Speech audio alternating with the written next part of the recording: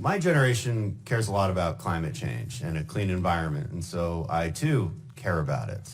We have a vested interest in developing cleaner energy and ensuring that the air we breathe is clean. No one would dispute that, despite the highly dishonest claims about denialism from the other side. That kind of language is meant to divide and cause resentment. But I also have an interest in getting to the truth of the problem, the actual costs we can expect, and the most reasonable, efficient, and plausible solutions. This is where our two sides differ fundamentally.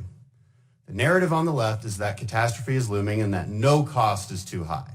Well, of course, this isn't true. Costs do matter. Proper estimates of our ability to adapt to climate change matters. Common sense analysis of the problem does matter. A true cost-benefit analysis free from political bias does, in fact, matter. So let's do away with some of the most absurd claims right away. For instance, that climate change will cause not just heat-related deaths in massive numbers, but hundreds of thousands more murders and sexual assaults. That's what was testified earlier. Is this a serious claim? No, it isn't. Of course it isn't.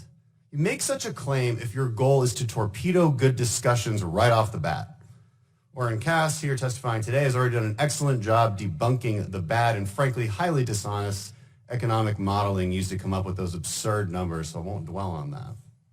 I do want to dwell on real solutions, not insane Green New Deal solutions based on a false premise, not a Paris climate agreement which foolishly undermines the most innovative economy in the world, the United States, while freeing up China and India to continue pumping out emissions, or any other ridiculous solutions that rely solely on solar and wind. These are feel-good solutions. They're based on flowery notions of vision and purpose as opposed to serious policy ideas.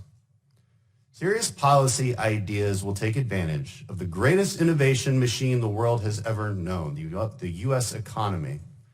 We should be focused on providing the world with cheap, clean energy that can thrive in the marketplace. The U.S. is responsible for around 15% of global emissions. That is what a Green New Deal would address, 15%.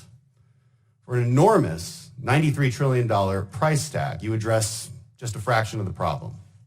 We should be addressing 100% of the problem, and the only way to do that is to export our expertise.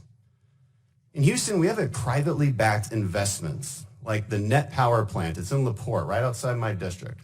This plant burns natural gas to generate electricity, which is already cleaner than most fossil fuels and is readily available in the Permian Basin, just 2 hours away from Texas Tech.